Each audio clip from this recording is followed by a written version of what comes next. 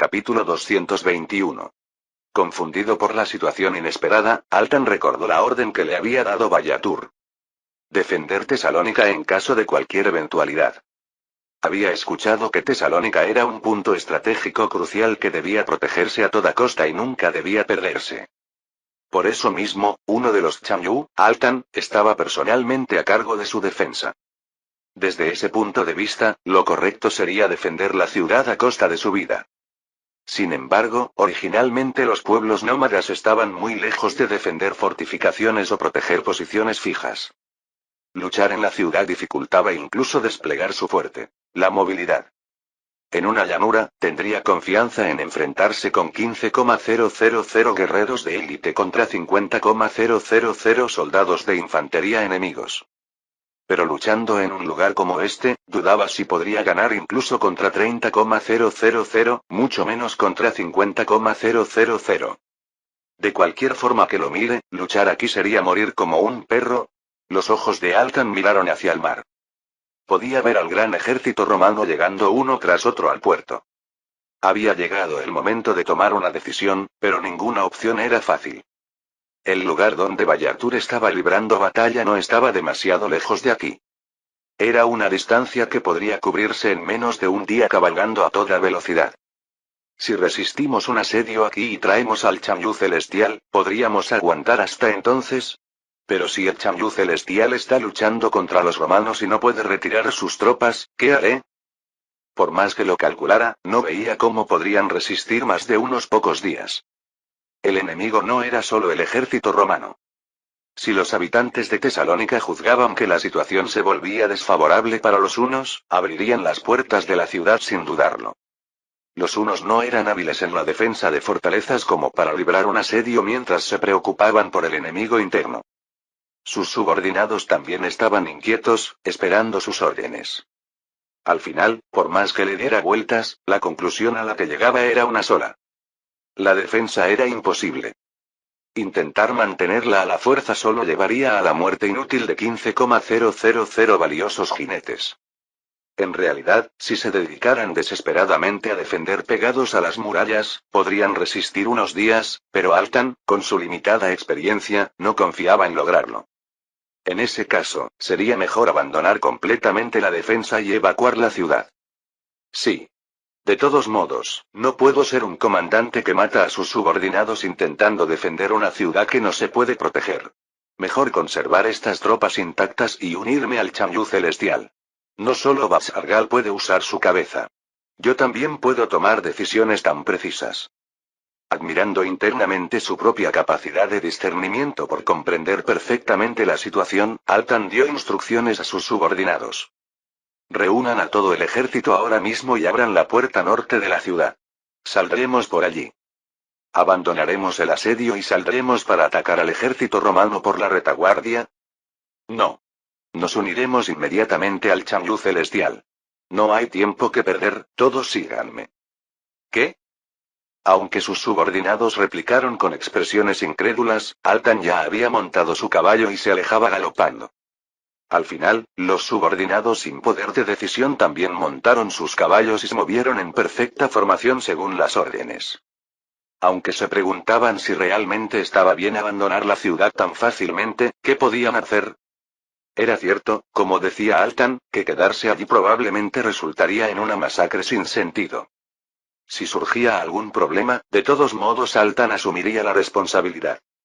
Los 15,000 jinetes, con la mente en blanco, huyeron a lo lejos, dejando atrás al ejército romano que estaba preparando el asedio. Con los hunos desapareciendo tan fácilmente, el desconcertado fue Antonio. Había traído equipos de asedio desarmados en varios barcos, pero ahora ni siquiera tendría la oportunidad de utilizarlos adecuadamente. A diferencia de Publio y Surenas, Antonio no había tenido la oportunidad de participar en la batalla, por lo que pretendía obtener logros notables en esta conquista de la ciudad. Pero ahora había entrado en la ciudad sin derramamiento de sangre, sin siquiera combatir. Aunque estaba contento, persistía una sensación incómoda. ¿Será una estratagema para fingir que han abandonado la ciudad y luego atacarnos por la espalda? No, eso no puede ser. Si abandonaron la ciudad, ¿cómo podrían atacarnos por detrás? La única posibilidad que podía imaginar era que, sin confianza en su capacidad para defender, simplemente habían abandonado la ciudad y huido. Aunque parecía increíble que abandonaran un punto estratégico como Tesalónica, tal vez habían juzgado que, sin posibilidades de victoria, salvar a los soldados era lo mejor. Aunque era un movimiento incomprensible desde el sentido común, ¿qué se podía hacer cuando realmente había ocurrido? Finalmente, Antonio, que entró en la ciudad con la calurosa bienvenida de los habitantes de Tesalónica, miró a sus subordinados que aún no habían abandonado su postura de combate. Aunque era un poco vergonzoso después de haber enfatizado tanto que se avecinaba una batalla sangrienta, una misión cumplida es una misión cumplida. Antonio levantó su espada y gritó victorioso. Yo, Antonio, por orden del gran Marcus, he recuperado Tesalónica. Oh, oh. Los soldados, que estaban parados en posiciones incómodas, reaccionaron tardíamente y levantaron sus armas hacia el cielo siguiendo a Antonio. Entre los soldados que celebraban la victoria, un mensajero se acercó discretamente y preguntó. ¿No deberíamos enviar la noticia a Lord Marcus de que hemos recuperado la ciudad? Sí, claro. Ve ahora mismo, no, iré yo personalmente. Después de ordenar a los comandantes de la legión que estabilizaran la ciudad, Antonio montó su caballo. Y salió de la ciudad para reunirse con Marcus, quien probablemente estaría esperando ansiosamente su informe. Su rostro, habiendo completado la misión mucho más fácilmente de lo esperado, estaba lleno de orgullo. Mientras la operación de recuperación de Tesalónica avanzaba de manera inesperada, el duelo del siglo entre Bayatur y Espartaco finalmente no llegó a una conclusión. Los dos hombres, con su energía casi agotada, acordaron decidir el resultado mañana y se retiraron por el momento. Ambos mostraban descontento por no haber llegado a una conclusión en el duelo mientras regresaban a sus bases, pero, examinándolo bien, Bayatur tenía una expresión mucho peor. Si hubiera habido un poco más de tiempo, el Chanyu celestial habría ganado. Su oponente estaba casi sin energía, así que no podrá recuperarse completamente en un día. Sin duda, será la victoria del Chanyu celestial. Sus subordinados expresaban palabras que podían ser tanto consuelo como adulación, pero el rostro de Bayatur permanecía rígido. Mi única ventaja sobre él era mi resistencia física, ¡qué humillación! La mano que sostenía la espada aún sentía un hormigueo, sin haber recuperado completamente la sensación. Era natural después de haber intercambiado innumerables golpes de espada hasta agotar toda su energía. Estaba seguro de que su oponente estaría en un estado similar. El problema era que, a pesar de todo, no había logrado obtener ventaja. Él debería tener una edad en la que no sería extraño que se hubiera retirado hace mucho tiempo, y aún mantiene ese nivel de habilidad. Cuando Bayatur vio por primera vez la lucha de Espartaco en la guerra contra Partia, ya parecía tener una edad cercana a la mediana edad. Incluso entonces, debía haber pasado su mejor momento, y ahora ni qué decir. En cambio, no sería exagerado decir que Bayatur estaba ahora en su mejor momento, con su fuerza y técnica en su punto máximo. No era motivo de orgullo haber mantenido un duelo igualado con el mejor gladiador de Roma. Más bien, debería avergonzarse de no haberlo dominado completamente. ¿Qué habría pasado si Espartaco hubiera estado en su mejor momento? Era una pregunta cuya respuesta era obvia sin necesidad de pensarlo demasiado. Fue entonces cuando un mensajero corrió urgentemente hacia Bayatur, quien estaba sumido en sentimientos complicados, y le informó. Es terrible. Se ha detectado que un número considerable de romanos ha desembarcado en Tesalónica por mar. ¿Qué has dicho? Era una noticia tan impactante que disipó instantáneamente la impresión dejada por el duelo 1-1. Bayatur, levantándose de un salto, se acercó al mensajero y le preguntó detalladamente. ¿De qué tamaño es la fuerza que ha desembarcado? Por el número de barcos avistados, se estima un mínimo de 40,000, posiblemente hasta 60,000. Así que no habían dejado sus tropas traseras para la defensa, ahora entiendo sus movimientos significativos. Bayatur, que salió precipitadamente de su tienda, miró fijamente hacia el otro lado de la llanura donde estaba el ejército romano. Había pensado que era extraño que se mostraran tan tranquilos a pesar de que la batalla había llegado a un punto muerto. Tesalónica no podrá resistir mucho tiempo. Chanyu celestial, ¿qué debemos hacer? ¿Deberíamos abandonar el territorio ocupado y retirarnos hacia Dalmacia? Le ordené a Altan que defendiera la ciudad a toda costa. Aunque será difícil defender la fortaleza contra la ofensiva de los romanos, experimentados en asedios, podrá resistir unos días. Los romanos aún tienen que recuperar toda Macedonia y Tracia, así que son ellos quienes tienen prisa, no nosotros. Por ahora, fingiré mantener el enfrentamiento con los romanos mientras desvío tropas para enviarlas a Tesalónica. Aunque dividir las tropas en una situación en la que no dominaban al ejército romano desequilibraría la fuerza, no había alternativa. De todos modos, como todos eran jinetes, si el ejército romano intentaba entablar batalla, podrían simplemente retirarse a toda velocidad. Bastaría con retirar a los jinetes bajo el amparo de la noche, evitando ser detectados. Justo cuando buscaba el momento óptimo para evadir la vigilancia del ejército romano, uno de sus subordinados señaló hacia el horizonte opuesto y gritó: «Chanyu celestial. Veo la bandera del Chanyu Altan allí». ¿Qué? No me digas que Altan ha venido personalmente a pedir refuerzos. Queriendo creer que no era el peor escenario que imaginaba, Bayatur no se atrevía a mirar en la dirección que señalaba su subordinado. Pero el sonido de los cascos de los jinetes que se acercaban no era, lamentablemente, el que harían 1 o 200 hombres. Como golpe final, la voz de Altan, gritando airadamente mientras agitaba su bandera, destruyó por completo la compostura de Bayatur. Chanyu celestial. Antes de que los romanos nos rodearan por todos lados, escapé de la ciudad, preservando intactas nuestras fuerzas. ¡Ah! ¡Imbécil! El rugido furioso de Bayatur resonó a través de la árida llanura de Tesalónica. Mientras el campamento 1 se sumía en el caos, Marcus recibía informes detallados sobre todos los movimientos enemigos en su tienda. Acaba de llegar un mensaje de los exploradores. Más de 10,000 jinetes enemigos se han unido al campamento enemigo tras dar un amplio rodeo. Publio inclinó la cabeza con expresión perpleja. ¿Habrán retirado tropas adicionales de Tracia? Si están preparando una ofensiva total, ¿deberíamos preparar nuestras defensas inmediatamente? No hay problema.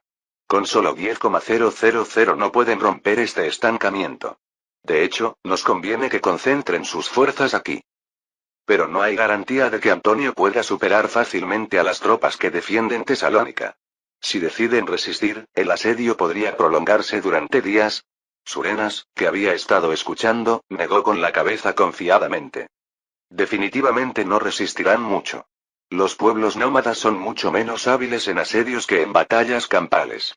Más aún cuando se trata de defender una fortaleza. Además, los habitantes se unirán a nosotros en cuanto vean que la situación es favorable, apoyándonos desde dentro. En mi opinión, como muy tarde en 3 días. Lord Marcus. Lord Antonio ha llegado al campamento. Antes de que Surenas pudiera terminar, un soldado entró en la tienda interrumpiendo sus palabras. Por un momento, sin entender el informe del mensajero, Marcus preguntó confundido. ¿Ha llegado un mensajero enviado por Antonio? No, señor. Lord Antonio ha llegado. Viene hacia aquí ahora mismo. Pero, ¿por qué está aquí cuando debería estar asediando la ciudad? ¿Habrá dejado el mando a otros comandantes de la legión y regresado él mismo? Publio y Surenas expresaron su incredulidad con tono incrédulo. A continuación, Antonio entró en la tienda con paso majestuoso y comenzó a relatar sus hazañas heroicas con una risa exuberante. La operación ha sido un gran éxito. Tesalónica ha caído exitosamente y, como ordenó Lord Marcus, he dado instrucciones a los soldados para iniciar inmediatamente la siguiente operación. ¿Dices que has tomado la ciudad? ¿En un solo día? Por supuesto. Yo mismo encabecé la vanguardia y grité: «Salvemos Tesalónica. Que las hazañas del dios Marte nos acompañen». Y el enemigo, aterrorizado por mi rugido, huyó completamente. Un silencio envolvió la sala de reuniones. Ante este ambiente desconcertante, Antonio, como sintiéndose injustamente tratado, se golpeó el pecho y alzó la voz. Es verdad. Si no me creen, vayan y pregunten a los soldados. Parecía impensable que un comandante enemigo hubiera cometido tal excentricidad. Marcus preguntó a los soldados que habían venido con Antonio, pero todas sus respuestas coincidían. Cuando terminamos de desembarcar y acabamos de montar las máquinas de asedio, los enemigos ya habían huido todos. Creo que escaparon todos por la puerta norte tan pronto como nos vieron desembarcar en el puerto. De nuevo, el silencio rodeó a los comandantes. Todas las miradas se concentraron en el comandante en jefe, Marcus. Cuando ocurre algo incomprensible desde el sentido común, instintivamente se espera que alguien lo explique. Después de carraspear una vez, Marcus habló con un tono aparentemente sereno. Sí, como esperábamos. Un enemigo sin confianza en su capacidad de defensa que abandona la ciudad y huye era uno de los escenarios que habíamos considerado. Hemos recuperado Tesalónica con éxito, lo que representa una victoria estratégica para nosotros. A diferencia de Publio, que mantenía una expresión atónita, Surenas, que rápidamente captó el ambiente, asintió tranquilamente. Sí. Todo según lo planeado. El preludio de la recuperación de Grecia se ha abierto con éxito. Ahora es el turno de recuperar Tracia. Nadie señaló que hasta hace un momento había dicho que la toma de Tesalónica llevaría unos 3 días. Los comandantes, sorprendidos por el inesperado éxito, celebraron tardíamente la victoria con expresiones extremadamente incómodas. Una gran victoria. Era evidente que esto ocurriría con Lord Marcus al mando. Recuperar Tesalónica en un día, no, en menos de una hora. Fue una estrategia impresionante. Marcus, aunque aceptaba con agrado la admiración de sus subordinados, les advirtió que aún era prematuro celebrar. La operación de contraataque para recuperar Grecia apenas comenzaba. El largo momento de humillación llegaba a su fin. A partir de ahora, era el momento de devolver todo lo que habían sufrido. Capítulo 222. A diferencia del campamento romano envuelto en vítores, el ánimo en el campamento 1 había caído drásticamente por las malas noticias repentinas. Tesalónica ha caído en manos de los romanos. Bayatur había intentado mantenerlo en secreto ante sus subordinados, pero este tipo de rumores no podían ocultarse. La noticia se propagó en un instante y los subordinados no podían ocultar su inquietud. Si una ciudad en su retaguardia estaba en manos del enemigo, podrían ser atacados desde ambos frentes en cualquier momento. Dentro de la tienda provisional del comandante en jefe, Bayatur se sujetaba la cabeza mientras analizaba la situación actual. En su gran estrategia, Tesalónica tenía un significado más allá de ser una simple base. Tesalónica era un punto estratégico clave situado en la zona intermedia entre Grecia y Tracia. Solo manteniendo esta posición, Roma no podría entrar libremente en la región de Tracia. Y eso significaba que podrían arrebatar todo el Mar Negro de las manos de Roma. Aunque los hunos no tenían la capacidad para utilizar plenamente el dominio marítimo del Mar Negro, valía la pena solo por privar a Roma de su control. Pero una vez que Tesalónica había caído en manos del enemigo, ya no tenía ningún sentido. Los hunos, que carecían de la capacidad para utilizar el mar, debían considerar que ahora habían perdido la capacidad de defender las grandes ciudades de Tracia adyacentes al mar. Por más que lo piense, no se me ocurre una solución. Tendremos que retirar nuestras tropas. ¿Qué? Varios jefes tribales abrieron los ojos con asombro ante esta declaración inesperada. ¿Regresaremos a Tracia ahora que Tesalónica ha caído? No. Ya no podemos defender Tracia. Podríamos fingir defenderla, pero en una guerra prolongada, inevitablemente la perderemos ante ellos. En lugar de desgastar nuestras fuerzas en una defensa de fortalezas que no sabemos hacer, lo mejor es unirse a las otras tropas en Dalmacia. Después de todo lo que costó conquistar esta región, ¿abandonarla de nuevo? Voces afligidas surgieron por todas partes. También en Galia habían abandonado regiones conquistadas con facilidad, y esta vez no era muy diferente. Lo fatal era que en ambos casos habían cedido territorio sin ser derrotados en batalla. Además, la región de Grecia había sido conquistada tras una victoria sin precedentes. No podían evitar sentirse furiosos al tener que abandonar ese lugar después de apenas unos meses. Altan, el principal responsable de esta situación, escuchaba las palabras de los demás con la cabeza gacha, sin atreverse a emitir sonido alguno. Bayatur miró con disgusto a Altan, pero luego negó con la cabeza. Desde el principio, deberíamos haber abandonado la defensa de fortalezas y concentrado todas nuestras fuerzas para librar una batalla contra los romanos. Fue un error de juicio mío, no culpa vuestra. Aunque la decisión de Altan fue lamentable, nunca había participado en una defensa de fortaleza antes, así que era comprensible que tomara esa decisión. ¿Qué cambiaría culpando a sus subordinados en una situación ya irreversible? Vallatur decidió considerar que la culpa era suya por haber concebido una estrategia incompatible con las características de un pueblo nómada. Especialmente a Altan, debería haberle dado explicaciones más detalladas.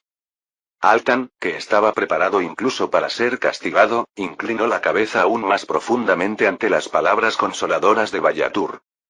Tenía lágrimas en los ojos por la ira hacia sí mismo, la vergüenza y el arrepentimiento hacia sus compatriotas, pero los otros jefes tribales fingieron no notarlo deliberadamente.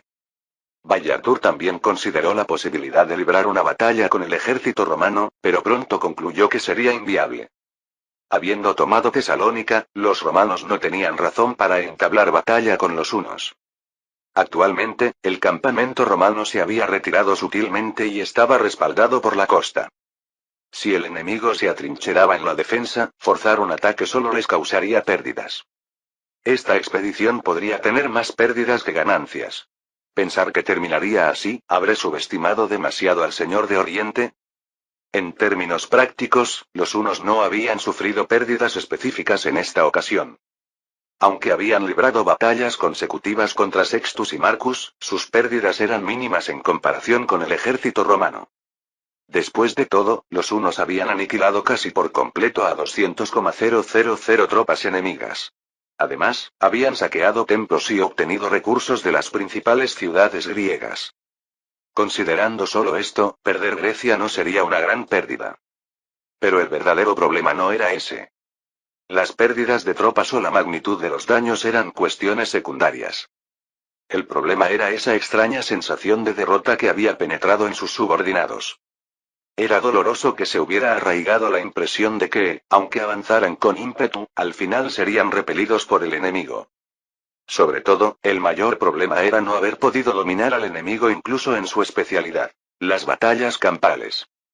Por supuesto, el ejército de Vallatur había enfrentado al gran ejército de 150,000 hombres de Marcus con solo 70,000, ni siquiera la mitad de su fuerza total. Pero Marcus tampoco había desplegado todas las fuerzas disponibles. Haciendo diversos cálculos, parecía difícil dominar al ejército romano en futuras batallas. Especialmente porque toda la región griega caería en manos de Marcus, ya no podrían aspirar a Grecia tan fácilmente como antes. Visto así, podría decirse que la expedición no había aportado grandes beneficios a los hunos a largo plazo. Vallatur reconoció honestamente que la situación se había vuelto difícil. Si no se veía la realidad correctamente, uno acabaría hundiéndose en el abismo de la destrucción. El señor de Oriente, Marcus, me gustaría verlo en persona una vez antes de partir. Vallatur hizo una última propuesta de negociación a Roma antes de marcharse. No era porque realmente quisiera establecer un tratado. Era porque quería ver a Marcus en persona y evaluar adecuadamente su carácter. Pero como si hubieran leído esta intención, la respuesta del ejército romano fue: no digas tonterías. Además, añadieron que no habría negociaciones hasta que los hunos pagaran por todo el daño que habían causado a Roma, y que si querían negociar, volvieran después de eso. Era prácticamente una declaración de que no tenían intención de dialogar hasta que el ejército huno fuera aniquilado. Aún así, esto proporcionó cierta información. Al menos pudo saber cuán profunda era la ira de Marcus y que no tenía intención alguna de comprometerse. Dio la impresión de ser más belicoso de lo esperado. ¿Está mostrando esa actitud deliberadamente para bajar nuestra moral, o es así su carácter original? Aunque aún no estaba seguro, una cosa era clara. Incluso si los hunos se retiraban de Grecia, esta vez sería Roma quien se movería. Y si no se enfrentaban adecuadamente, podrían sufrir un golpe fatal. Vallatur sintió la necesidad de concebir de antemano la estrategia a seguir antes de reunirse con el ejército principal. Una vez tomada la decisión, los hunos, como siempre, retiraron sus tropas rápidamente. El ejército romano carecía de la movilidad para perseguir a los hunos que se retiraban deliberadamente. Incluso perseguirlos con los 50,000 jinetes bajo su mando sería arriesgado. Al contrario, sería afortunado si no caían en una emboscada enemiga y eran atacados. Marcus no consideró interferir precipitadamente con el ejército huno que escapaba hacia el oeste. En cambio, se dirigió inmediatamente hacia el noroeste para eliminar a los pocos jinetes hunos que protegían Tracia. Desafortunadamente, los centinelas hunos que vigilaban la costa del Mar Negro ya habían salido de Tracia, dirigiéndose directamente hacia el norte tan pronto oyeron que el ejército romano se acercaba. Aunque fracasó en reducir sustancialmente las fuerzas enemigas, aún así logró perfectamente el objetivo inicial. Marcus recuperó todas las ciudades que habían caído en manos de los hunos, recorriendo la costa occidental desde Tesalónica. Las ciudades occidentales de Grecia también se levantaron al unísono al escuchar la noticia de la liberación de Tesalónica. Aprovechando la oportunidad, las facciones antiromanas que se habían unido a los hunos fueron golpeadas por los ciudadanos, muriendo o siendo exiliadas. En cada ciudad que Marcus visitaba, las puertas se abrían de par en par y los ciudadanos inundaban las calles. Cada uno de sus movimientos era recibido con vítores y elogios fervientes de la gente.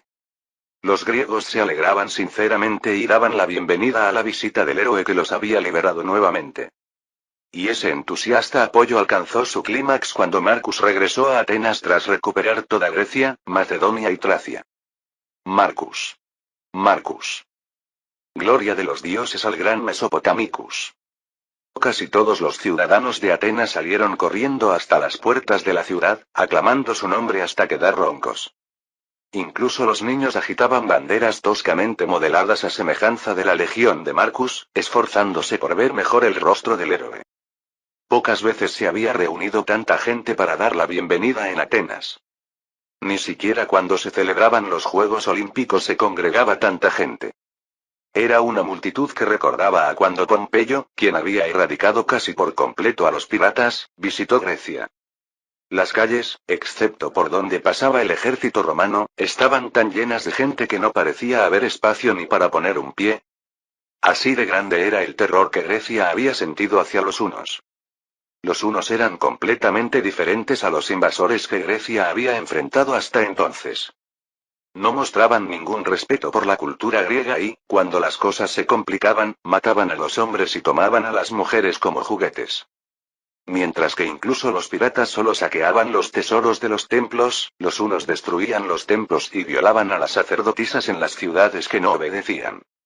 Además, ni siquiera hablaban el mismo idioma y su apariencia era completamente diferente, lo que multiplicaba el terror que sentían los griegos. En términos modernos, sería como el sentimiento de los habitantes de la Tierra ante una invasión alienígena. Sumado al hecho de que habían aniquilado fácilmente al ejército romano de Sextus en quien confiaban, ni siquiera podían reunir la voluntad para resistir. Marcus simplemente había expulsado a tales invasores y les había permitido volver a su vida anterior. Era natural que para los griegos sumidos en la desesperación, Marcus pareciera casi un dios. Además, era una figura algo familiar para los griegos. Precisamente porque había participado en la erradicación de los piratas junto a Pompeyo, quien aún se recordaba como una leyenda en Grecia. Cuando esta historia se difundió nuevamente, los griegos comenzaron a ver a Marcus prácticamente como el sucesor de Pompeyo.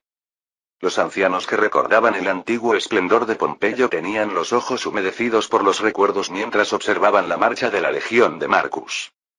Elevaron sus voces hasta desgarrarse la garganta. ¡Viva el gobernador Marcus! Como si el grito de alguien hubiera sido el detonante, desde ese momento todos agitaban banderas y vitoreaban al gobernador. Estrictamente hablando, Marcus no era el gobernador de Grecia, pero ese hecho no importaba. En los corazones de los ciudadanos griegos, Marcus ya era el gobernador de toda Grecia.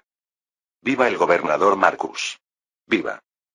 Marcus entró con dignidad en medio de una ovación tan calurosa que podría ensordecerlo. Su procesión, montado en un caballo blanco y con sus subordinados vestidos con armaduras espléndidas, evocaba una sensación de desfile triunfal. Recibiendo una aclamación más ardiente que el sol abrasador, se dirigió al templo de Atenas. Lo hacía para informar de la victoria y dar gracias a los grandes dioses. Habiendo capturado completamente el corazón del pueblo griego, Marcus permaneció en las provincias de Grecia y Macedonia durante un tiempo, gestionando las secuelas de la guerra. También envió un informe al Senado romano sobre el éxito de la operación, junto con la solicitud de que se le encomendara la reconstrucción de Grecia. Por supuesto, no esperó la respuesta. Tenía la justificación de prevenir una nueva invasión de los hunos. En un año, devolveré a Grecia a su estado anterior. Queridos ciudadanos, regresen tranquilos a sus ocupaciones. La oscura noche ha terminado por completo. Como para demostrar sus palabras, Marcus dio prioridad a la reconstrucción de los templos y patrimonios culturales griegos que habían sido destruidos. También reparó las instalaciones públicas quemadas y proporcionó ayuda alimentaria a quienes habían perdido sus hogares hasta que pudieran asentarse nuevamente. Toda Grecia comenzó a revivir. Solo quedaba una cosa que preocupaba a la gente. Que Marcus dejara Grecia y regresara a Asia Menor. Las miradas de los ciudadanos que esperaban los barcos que llegaban de Roma se volvieron naturalmente más agudas. Si el Senado enviaba una respuesta inapropiada, parecía que estallarían disturbios inmediatamente en toda Grecia. Y ya sea porque leyeron este ambiente, o porque temían a los hunos, la respuesta enviada desde Roma fue exactamente lo que los griegos deseaban. A Marcus Mesopotamicus se le asigna adicionalmente la administración de las 4 provincias de Grecia, Macedonia, Epiro y Tracia. El gobernador se concentrará en prepararse contra la invasión de los hunos y en crear un entorno donde Grecia pueda dedicarse al comercio como antes. Su mandato puede extenderse indefinidamente hasta que la amenaza de los hunos desaparezca y Grecia se estabilice. Aunque se esforzaron en mostrar que era una medida temporal inevitable debido a los hunos, al final le habían otorgado un cargo de gobernador con un mandato indefinido. Grecia estalló en júbilo al recibir el resultado deseado. Desde sacerdotes hasta grandes comerciantes y notables locales que operaban en la esfera griega, todos acudían en fila para establecer alguna conexión con Marcus. Pero incluso en medio de este ambiente eufórico, él continuaba realizando calmadamente sus tareas. No se apresuraba por impaciencia ni se relajaba por exceso de confianza. La gran contraofensiva contra los hunos no terminaba simplemente recuperando los territorios perdidos. Terminar así no sería suficiente considerando la cantidad de sangre derramada. Al menos debemos devolverles exactamente lo que nos hicieron. Pero no hay que apresurarse. Si mostramos nuestras intenciones, podríamos perder la oportunidad. Los ojos de Marcus brillaban fríamente. Sus oídos no registraban las adulaciones ni los vítores de la gente. Simplemente esperaba la respuesta a la propuesta que había enviado a César. Y ese momento marcaría el final de esta larga guerra. Capítulo 223. La retirada de Bayatur también afectó la moral del ejército xiongnu que estaba atacando Dalmacia. Los 3 Chamyu, que ya no podían avanzar debido a la rápida postura defensiva del ejército romano, no pudieron ocultar su consternación ante la retirada del Gran Chamyu. ¿Vamos a abandonar completamente la región de Grecia así? No había forma de defender las regiones de Grecia y Macedonia. Bhatsargal, el estratega de Bayatur, tomó esta situación más seriamente que nadie. Perder Grecia en el momento en que intentaban entrar al territorio principal de Roma a través de Dalmacia significaba mucho más que simplemente ceder una región. Gran Chamyu, habiendo perdido Grecia, tampoco podremos mantener Epiro. Y con nuestra retaguardia completamente bloqueada, es peligroso continuar atacando al ejército romano en el frente. Si los romanos enviaran apenas 30.000 de caballería a Sinegachar, no tendríamos más remedio que mover nuestra base hacia el norte o el este. Altan resopló con desdén, como si eso no fuera un problema. Entonces simplemente la movemos. Desde el principio, permanecer en una fortaleza para defenderse no va con nuestra naturaleza. ¿Cuál es el problema? Nos retiramos un momento, expulsamos a los romanos y recuperamos nuestras posiciones. Suspiro, piensa un poco, hombre. Para expulsar a esos romanos, obviamente tendríamos que retirar nuestras tropas o al menos dividir nuestras fuerzas, y entonces ¿cómo continuaríamos el ataque a Dalmacia? De todos modos, estamos rodeados por cientos de miles de tropas romanas por delante y por detrás, así que no tiene sentido continuar con esta operación. ¿Entonces sugieres que simplemente regresemos a Sinegachar? Esa es la mejor opción. Habiendo perdido toda Tracia, incluso el Mar Negro ha caído bajo el control enemigo, así que no hay tiempo que perder. No podemos arrebatar el control marítimo a Roma con el Bósforo solo. Cuando se mencionó Tracia, el rostro de Altan se oscureció rápidamente, como si algo le molestara. Esta vez, ni siquiera Bayatur tomó partido por Altan. Perder en batalla, siempre y cuando no fuera una derrota unilateral, dejaba margen para recuperarse. Sin embargo, si eran completamente superados estratégicamente, existía una alta probabilidad de que no pudieran ofrecer una resistencia adecuada y fueran aniquilados. incluso si intentaban contraatacar tácticamente, para aquellos que ocupaban posiciones ventajosas, bastaba con no ceder. La voz de Bach-Argal, que analizaba fríamente la situación actual, se fue llenando de un tono cada vez más afligido. Gran Chanyu, si al menos hubiéramos resistido un poco en Tracia, habríamos ganado tiempo para concentrar nuestras fuerzas e intentar abrir un camino hacia el territorio principal de Roma. Pero dado que Tracia también cayó debido a las decisiones absurdas de los jefes tribales de los territorios ocupados, ya no tiene sentido continuar la campaña. Retirarse, creo que es la decisión correcta. Dices que debemos retirarnos no solo de Grecia sino también de aquí. Bayatur murmuró con desaliento. Quizás debido al informe que llegó ayer, ahora ni siquiera tenía energía para enfurecerse. Era como decía Bach-Argal. Desde el momento en que Tesalónica cayó, era un hecho decidido que no podrían defender Macedonia. La caída de Tracia también era solo cuestión de tiempo. Sabiendo esto, retiraron sus tropas y escaparon hacia Dalmacia. Pero al menos creía que las ciudades de Tracia podrían fingir ganar tiempo. Si hubieran ganado un poco de tiempo allí, el cuerpo principal dirigido por Bayatur podría haber producido resultados significativos. Sin embargo, el informe del mensajero que llegó justo ayer fue impactante. Decía que cada tribu que defendía las ciudades portuarias de Tracia había huido hacia el norte sin siquiera luchar contra el ejército romano. No podía entender si pensaron que serían rodeados cuando el ejército romano avanzara hacia el norte para bloquear su ruta, o si no tenían confianza en la defensa de la ciudad. Tal vez ambas cosas. Si al menos hubieran luchado y muerto gloriosamente, ¿no me sentiría tan estúpido? El patético comportamiento de sus subordinados fue tan lamentable que incluso Bayatur, quien valoraba sobre todo evitar pérdidas de subordinados, dijo tales palabras. Aunque no se trataba de ellos, los otros Chanyu bajaron la cabeza con vergüenza.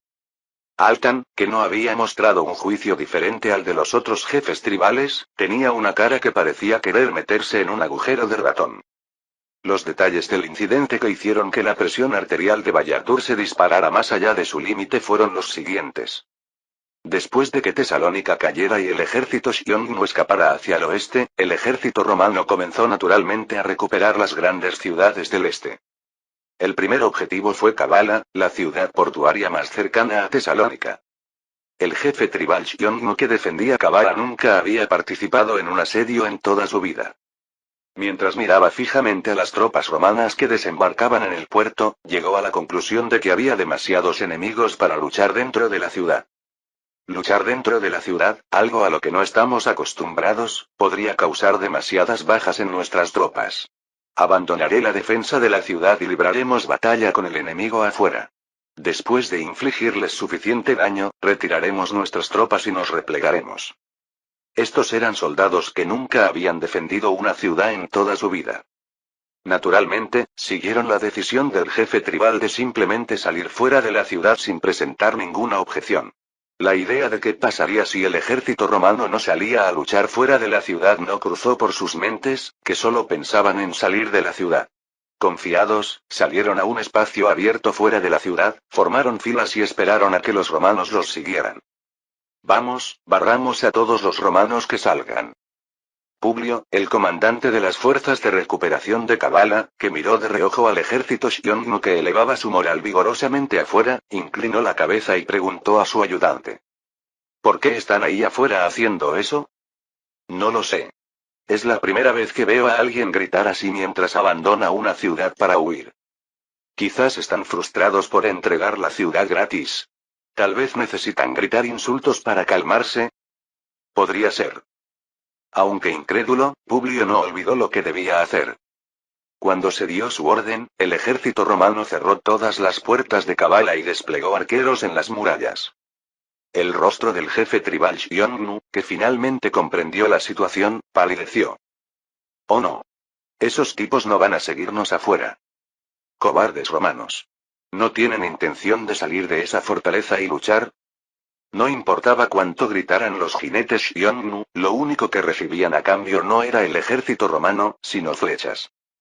Al final, el jefe tribal, que terminó simplemente entregando la ciudad a Roma, dio la vuelta a su caballo en una postura incómoda. En este caso, regresaremos con el gran Chanyu. Si le digo que intentamos luchar pero que había demasiados romanos como para manejarlos, no seré castigado. Cuando Bayatur escuchó este informe por primera vez, pensó que sus subordinados no estaban leyendo el ambiente y estaban realizando una obra teatral fuera de temporada.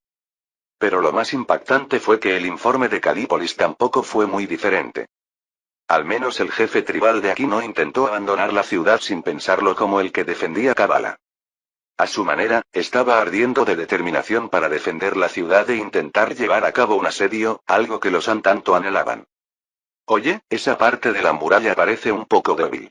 Refuérzala. Sí. Pero, ¿cómo se refuerza una muralla? ¿No es solo cuestión de apilar algunas piedras? Creo que los Han hacían algo así. ¿Será así? Los soldados, que nunca habían construido una muralla, simplemente transportaron piedras que parecían pesadas y las amontonaron cerca de la muralla. Mientras tanto, las fuerzas lideradas por Antonio aparecieron en el puerto de Calípolis. Jefe tribal. El enemigo está intentando desembarcar. A simple vista, parecen ser varias veces nuestro número. No entres en pánico, estúpidos. En momentos así, simplemente bloquea el puerto para impedir que desembarquen. Ah, entendido. Inmediatamente, pero, ¿cómo se bloquea un puerto? Con cadenas. De alguna manera se ponen abajo, creo. Si el comandante no lo sabía, ¿cómo iban a saberlo sus subordinados que solo sabían montar a caballo y disparar flechas?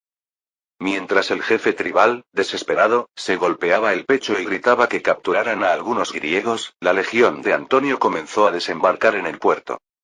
Al final, el jefe tribal que defendía Calípolis también tomó una decisión drástica. En este caso, todo el ejército saldrá y atraerá a los romanos. Si tienen algo de honor, saldrán a luchar contra nosotros.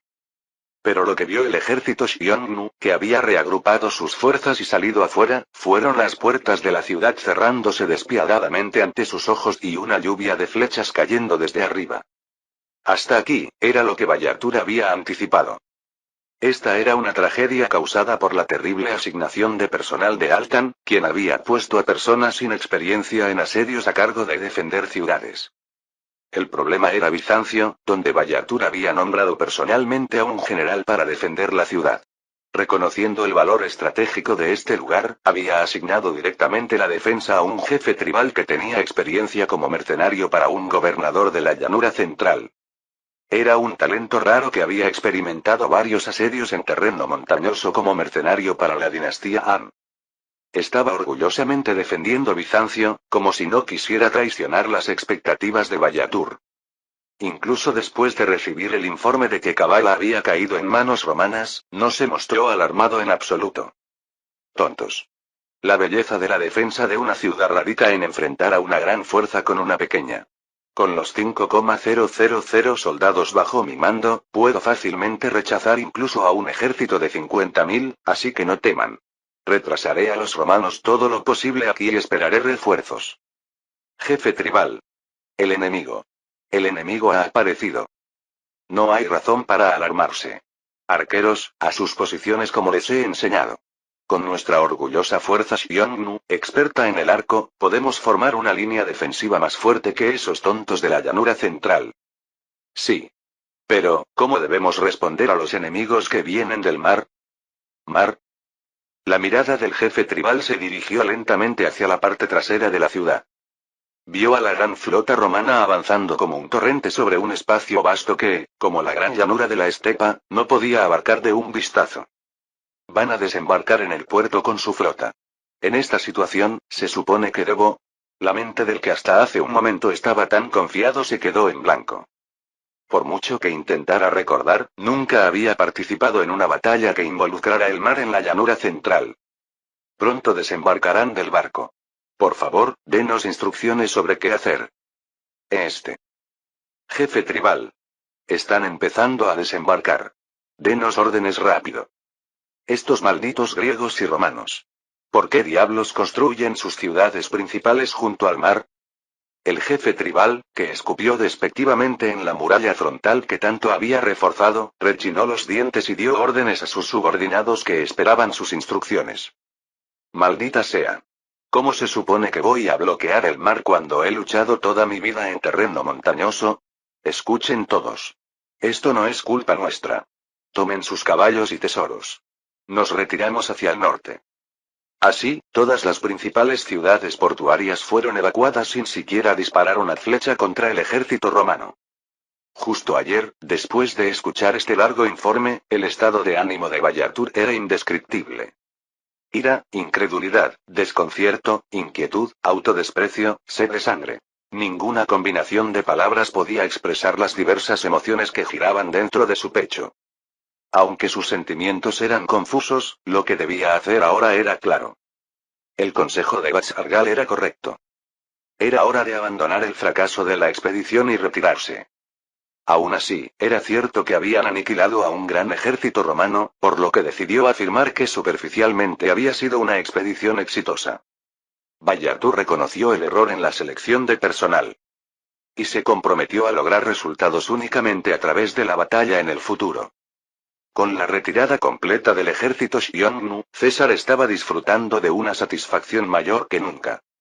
Aunque la aniquilación del ejército de Sexto a mitad de la guerra le había causado grandes dolores de cabeza, el desenlace final fue muy de su agrado.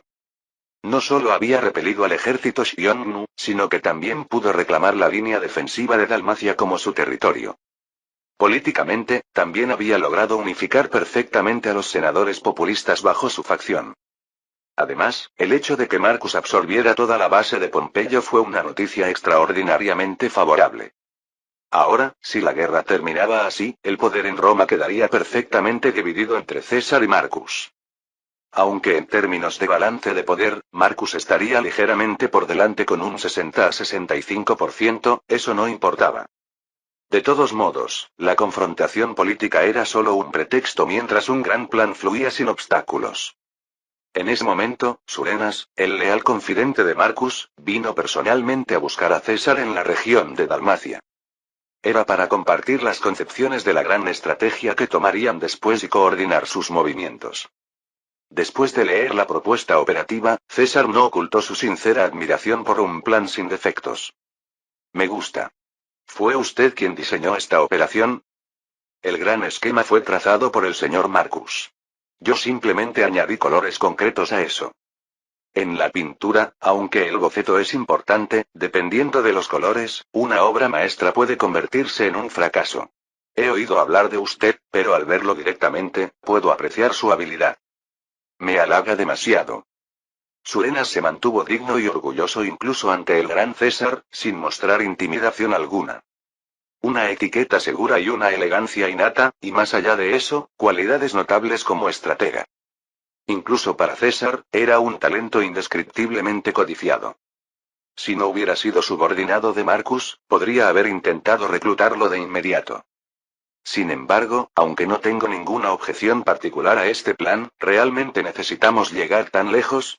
Políticamente, parece que habría más espacio para maniobrar si simplemente les infligimos un daño moderado y trazamos fronteras. El señor Marcus también consideró esa opción. Pero dijo que no se sentía satisfecho a menos que devolviera tanto como recibió. Hemos derramado la sangre de 200.000 hombres, así que debemos infligir al menos el doble de bajas al enemigo. Esta es la esencia de esta operación. ¿Qué piensa hacer? Si has hecho llorar a otros, debes estar preparado para derramar lágrimas de sangre tú mismo. Un eslogan simple pero efectivo. César, que sopesó los beneficios prácticos que obtendría de esta acción y la situación posterior, asintió satisfecho. Bien, participaré con gusto. Hagamos que paguen el precio que merecen. Capítulo 224. La noticia de que los Xiongnu se habían retirado a sus tierras fue, por supuesto, transmitida prioritariamente a Roma. Los ciudadanos romanos estaban entusiasmados con esta noticia y, sobre todo, sinceramente aliviados de haberse librado de la amenaza. La confusión de los países aliados, que casi habían dudado del poder de Roma tras la derrota en la batalla de Larisa, también se calmó. El Senado continuó trabajando para minimizar la confusión y el descontento. Para que el sistema romano permaneciera firme, la confianza hacia Roma nunca debía tambalearse. Se estableció que la gran derrota en batalla se debió únicamente al mal liderazgo de Sexto. Como prueba, se mencionaba constantemente el hecho de que César y Marcus no habían sido derrotados por los Xiongnu. Se enfatizaba especialmente que Marcus, con incluso menos tropas que Sexto, había logrado repeler a los Xiongnu. A pesar de que Marcus había escrito una carta para evitar que el honor de Sexto se viera excesivamente deteriorado, no pudo cambiar esta tendencia. Se había decidido sacrificar el honor de Sexto por la estabilidad de Roma. Para los ciudadanos también era más fácil culpar y criticar a una sola persona por esta tragedia. Aunque para Sexto podría haber sido algo injusto, ¿qué se podía hacer cuando los muertos no tienen voz? El único familiar que podría haber alzado la voz por el honor de Sexto era ahora su hermana Pompeya.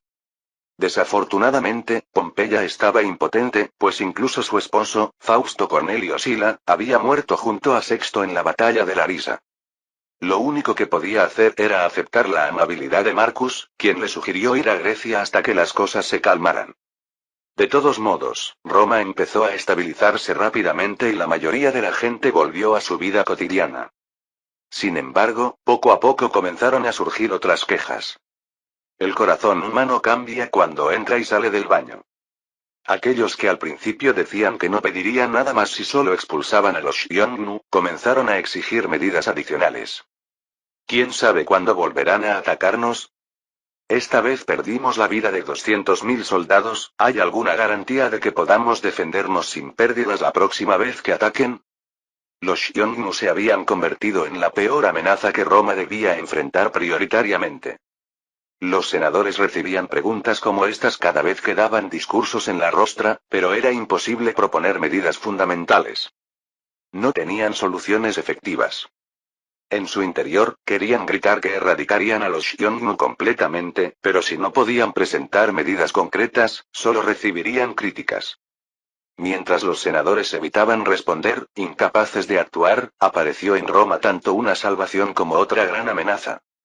César, que estaba en la región de Dalmacia, decidió asistir personalmente a la asamblea para anunciar su política futura.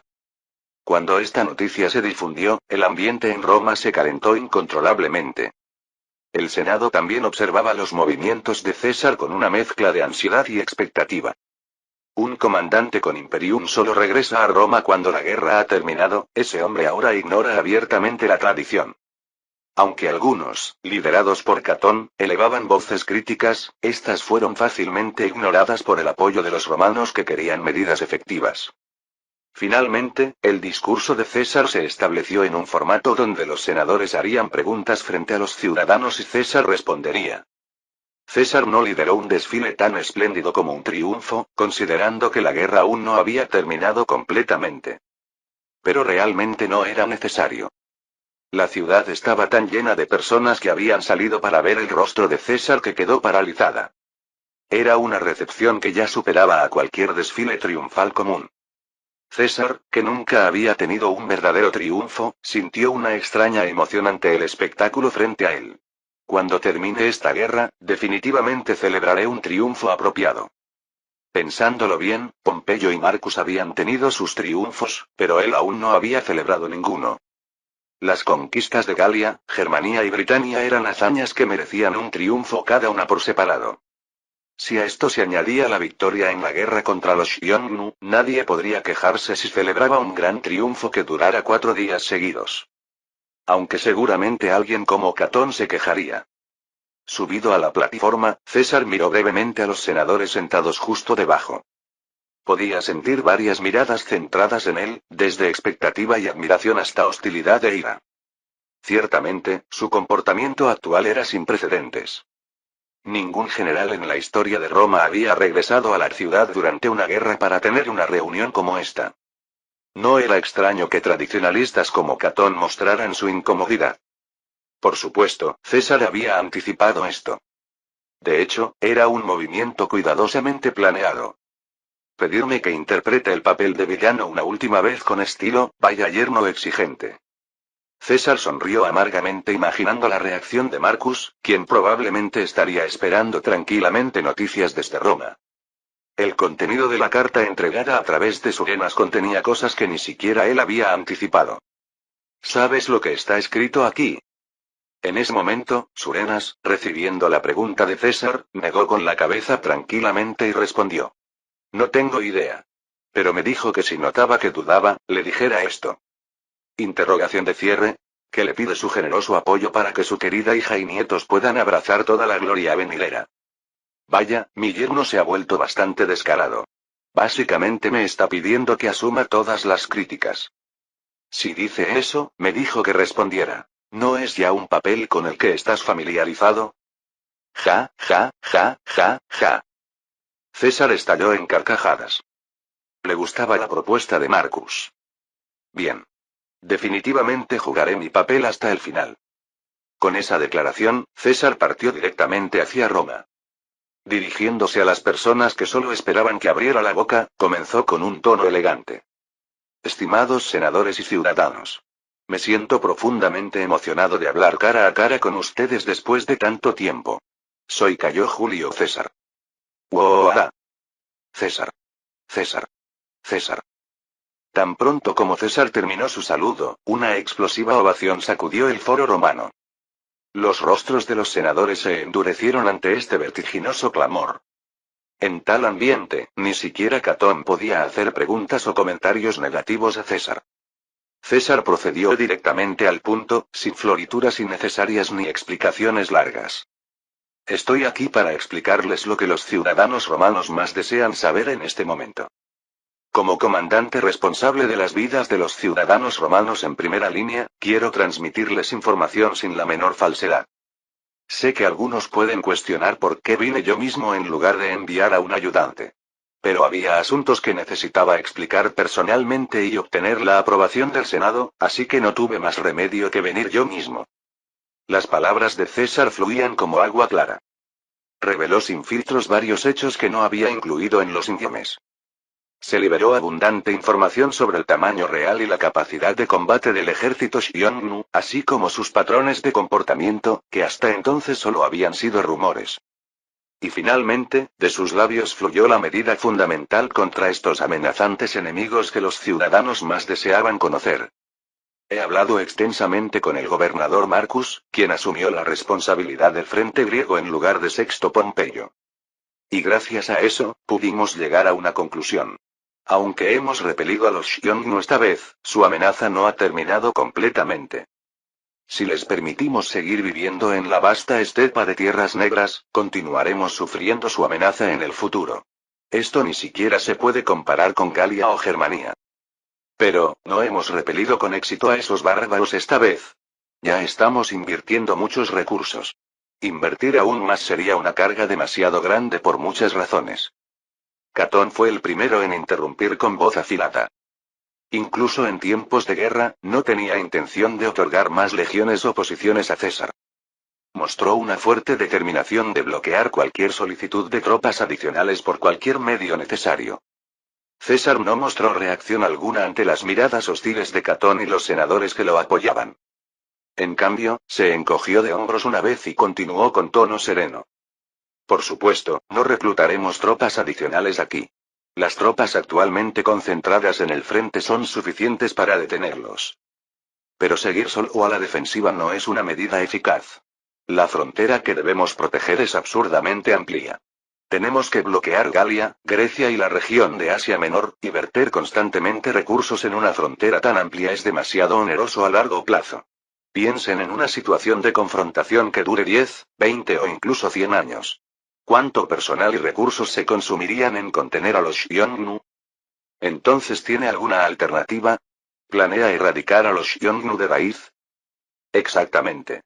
Asegurarnos de que nunca más vuelvan a amenazar a Roma es la mejor solución.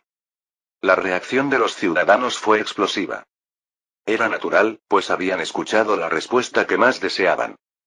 Por otro lado, los senadores mostraron desagrado y pensaron intensamente. Cicerón se levantó con expresión dudosa y preguntó. Parece muy confiado, ¿tiene una base sólida para lo que dice? Siendo alguien mucho más versado en asuntos militares que yo, debería saber lo difícil que es atacar a los nómadas. Por supuesto. Obviamente necesitaremos preparativos de un nivel completamente diferente a las guerras anteriores. Pero ya hemos establecido una operación perfecta tras discusiones exhaustivas con Marcus Mesopotamicus. En este momento, declaro con certeza. Si confían en mí y me encomiendan esta pesada responsabilidad, nuestra Roma se liberará para siempre de la amenaza de esos bárbaros. ¡Wow! César. César. Los ciudadanos coreaban el nombre de César casi sin aliento mientras golpeaban el suelo con los pies. El Senado no tuvo más remedio que dar su aprobación. ¿Realmente puede erradicar a los Xiongnu sin refuerzos adicionales? Las fuerzas dirigidas por mí y Marcus Mesopotamicus son de 200.000 cada una, un total de 400.000. Esto es suficiente para erradicarlos. Solo necesitamos que nos otorguen derechos claros. ¿Qué derechos quiere? Otórguenos todos los derechos. Queremos la autoridad para disponer libremente de los Xiongnu y las tribus y países que cooperaron con ellos. Bueno, tradicionalmente, los comandantes expedicionarios manejan eso a su discreción y luego presentan informes posteriores. Espere, ¿está diciendo que ni siquiera presentará informes después? César asintió. Antes de que Catón pudiera alzar la voz diciendo que eso era inaceptable, César habló primero. Esto no es simplemente una guerra. Es una lucha en la que apostamos todo por la supervivencia de Roma, y también una venganza para apaciguar el resentimiento de los ciudadanos romanos que han muerto hasta ahora.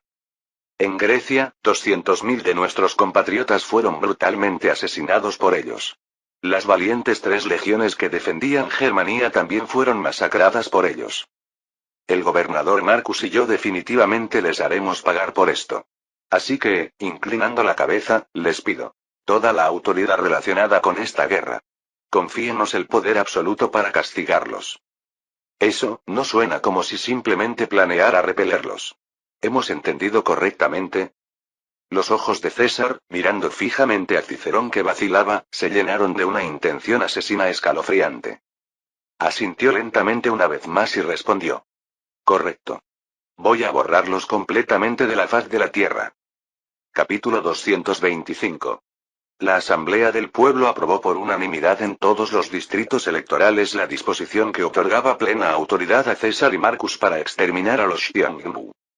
Incluso se incluyó el derecho a organizar tropas adicionales, algo que el Senado había intentado bloquear con tanto ahínco. César y Marcus, que ya comandaban 200.000 soldados cada uno, ahora podían formar al menos 5 legiones adicionales cada uno. Prácticamente toda la fuerza nacional de Roma se estaba invirtiendo en esta guerra.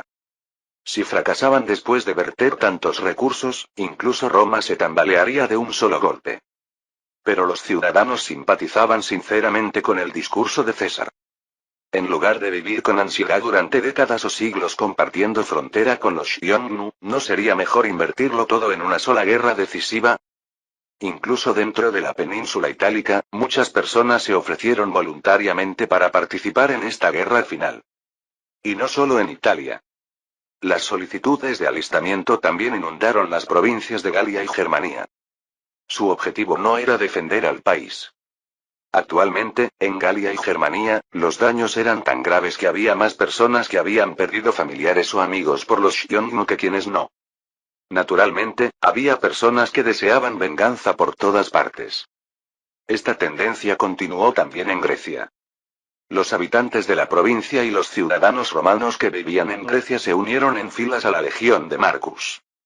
Por supuesto, no todos se unían a las formaciones adicionales solo por venganza. Por ejemplo, los soldados de Asia Menor y los que participaban como parte de ejércitos aliados tenían una perspectiva algo diferente. Cuando termine esta guerra, nadie se atreverá a desafiar a Roma por un tiempo. Esta podría ser mi última oportunidad de obtener la ciudadanía. La forma más fácil para los provinciales de convertirse en ciudadanos romanos era alistarse en el ejército y acumular méritos. Como Roma iba con todo, las posibilidades de victoria parecían suficientes. Pronto empezaron a surgir señales de la gran guerra que se avecinaba en varios lugares. En un instante, 80.000 tropas adicionales fueron desplegadas en Grecia y la región de Dalmacia. Carros cargados con enormes suministros fluían en fila hacia la frontera. Marcus aceleró especialmente la producción y suministro de equipamiento. Tan pronto como comenzó la guerra con los Xiongnu, movilizó todas las instalaciones en Asia Menor para acelerar la producción y suministro de equipos de acero. Hasta ahora había realizado ajustes deliberados para no alterar el equilibrio del triunvirato, pero ya no. Un desfile interminable de carros cargados con enormes cantidades de armaduras y armas continuaba sin cesar. Era imposible que estos movimientos no fueran detectados por los Xiongnu. Los movimientos de Bayatur también se aceleraron. Desplegó tantos exploradores como fue posible para recibir informes detallados sobre los movimientos de las tropas romanas que se concentraban cerca de la frontera. El ejército romano no parecía tener intención de ocultar sus actividades. De hecho, es casi imposible mover un ejército de más de 400.000 hombres sin ser notado por el enemigo. Bayatur, que había reducido las posibles rutas de invasión romana de dos principales, inmediatamente reunió a todos los Chamyu. Bats-Argal, Altan, Odgon-Bayar y Kublai asistieron todos a la reunión. Altan, que había probado la humillación en Grecia, ardía con determinación en sus ojos como si quisiera entrar en batalla de inmediato. Gran Chamyu, he oído que los romanos están marchando hacia aquí sin conocer su lugar.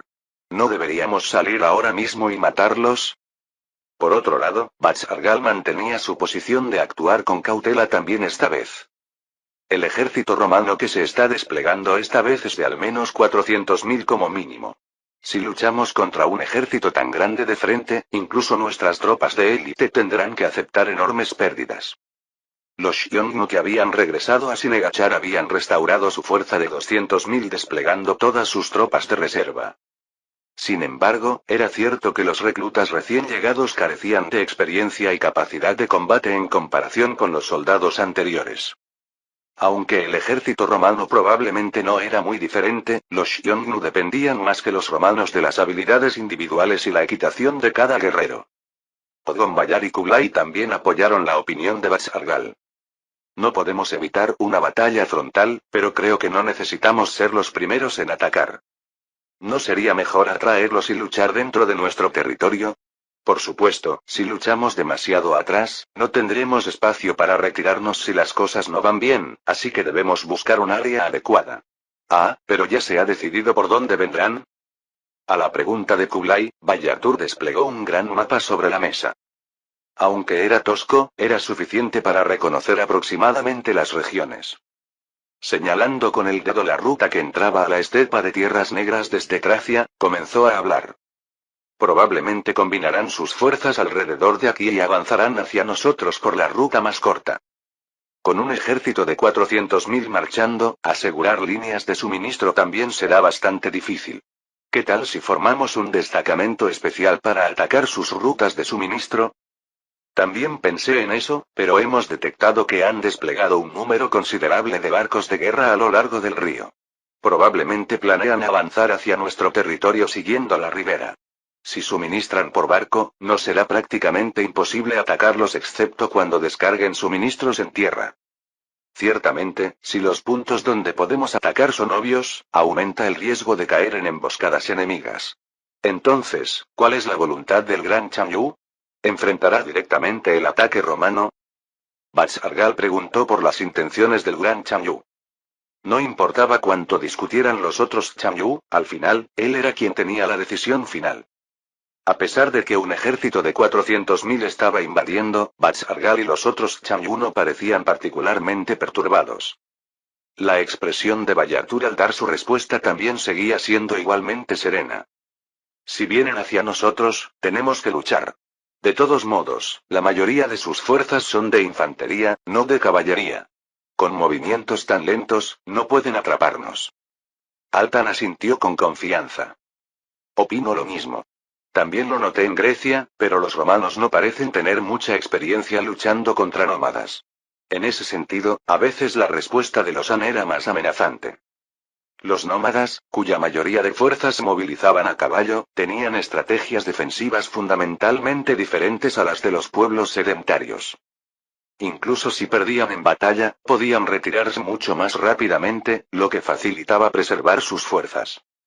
Además, como no dependían de ciudades específicas como base, podían abandonar sus asentamientos y migrar a otras áreas si era necesario. Para Roma, cuya composición militar era mayoritariamente de infantería, era imposible perseguir a los Xiongnu hasta el final. Por eso, incluso en el peor de los casos, si eran superados en batalla, podían retirarse. Bayatur incluso consideró la opción de regresar a su tierra natal desde aquí. La fuerza de los romanos es mucho mayor de lo que esperaba.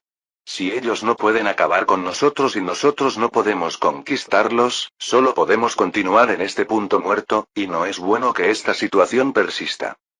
Haber unificado a todos los Xiongnu y haber integrado a un número enorme de nómadas era ciertamente un resultado alentador.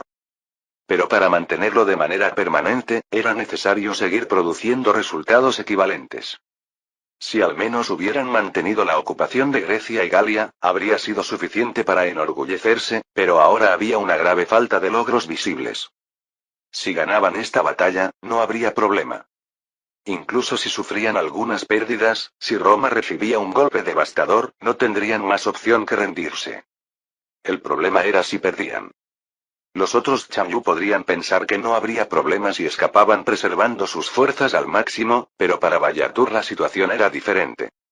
Si eran derrotados y huían nuevamente, ¿sería posible recuperarse después? Para competir nuevamente con Roma, se necesitaría mucho tiempo. No veía una forma clara de restaurar la dignidad disminuida del gran Chanyu hasta entonces. Entonces, en lugar de los romanos, quizás podríamos atacar a la dinastía Han. No, eso también tendría problemas. Con la fuerza actual de los Xiongnu, sería posible avanzar desde el oeste y devastar el territorio Han. Pero el pretexto que Bayatur había utilizado para unificar al gran grupo nómada era conquistar Roma, mucho más rica que la dinastía Han. Si ahora decía que era demasiado difícil y que deberían regresar para atacar a la dinastía Han, perdería toda su autoridad. Entonces, al menos necesitaba interceptar este ejército romano invasor y lograr cierto éxito. Aunque no pudieran obtener una rendición, si negociaban desde una posición ventajosa para recibir alimentos, ganado y mujeres, podrían al menos mantener las apariencias. Especialmente los jefes tribales, que no pueden resistirse a las mujeres romanas, serían un buen estabilizador. Bayatur aún recordaba vívidamente cuando distribuyó a las sacerdotisas capturadas durante los ataques a los templos en Galia y Grecia.